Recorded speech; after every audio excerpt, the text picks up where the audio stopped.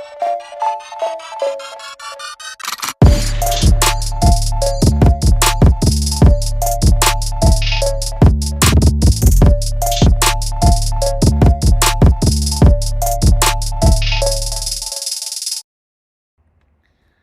welcome to Responsive Fashion Tech, Episode 2.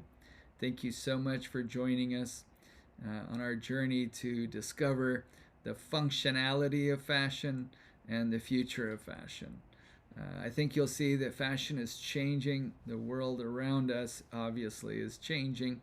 A lot of artificial intelligence, sensor technology, and the fashion world is slow to absorb that, but you see it a lot in accessories. The Apple iWatch, obviously, the Apple Watch, I'm wearing an Ōura Ring, right? So that's taking my biometrics. So some of the what I would call accessories are starting to implement a lot of artificial intelligence connected to sensors, connected to data.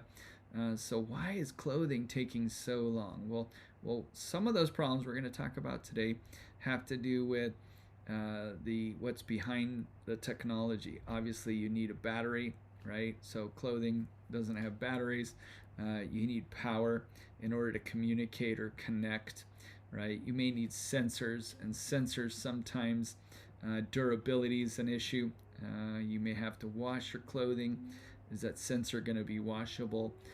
So a lot easier with a ring or a watch, or maybe even a shoe, where you're not having to deal with durability issues with cleaning that product and the long-term maintenance of that product. But I think you're going to see with technology that we'll try to present that's changing, that technology is being more and more integrated into the fibers of technology. And again, that creates another problem of now clothing is not just beautiful to look at. Models in the past have been more presenting the beauty of fashion, where now we have to present the functionality of fashion. So how do we do that? And these are the challenges for this age.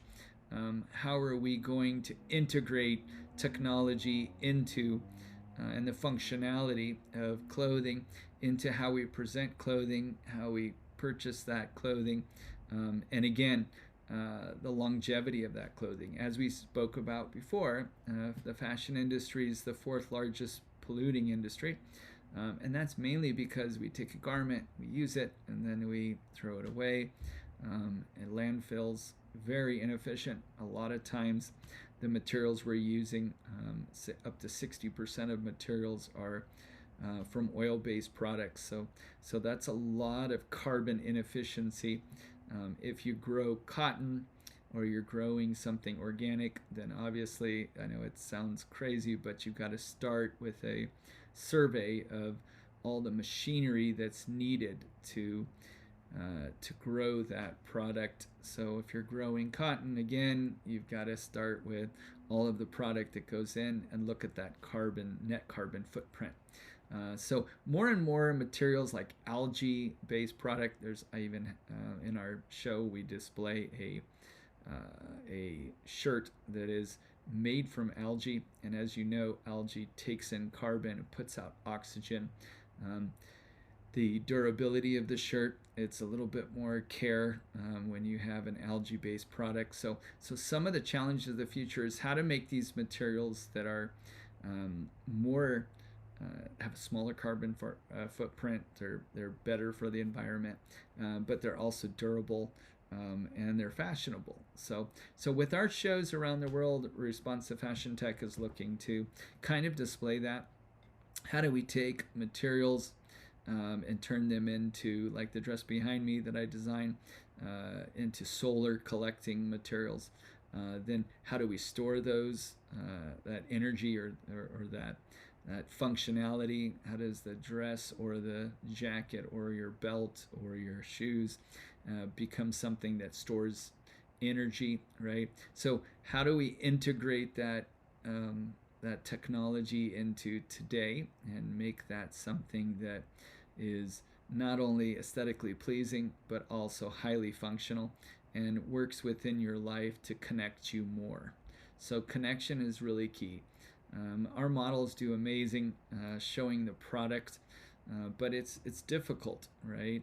So we train models not only for showing off the aesthetics of a product, right, and kind of taking the designer. I'm a designer myself, taking the designer's vision and making that a reality on the runway.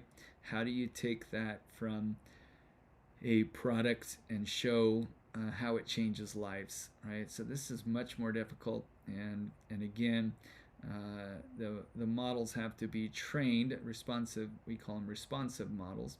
Have to be trained to not only display the aesthetic beauty, but also display the functionality and efficiency of that product. A lot of that comes back to your life. So often, building that understanding of, I would call it, marketing through your daily life. So some of the, I would say, Facebook or Instagram or some of the social media is a great place to show off the more complex products that we're displaying. So very interesting, and we'll get into it.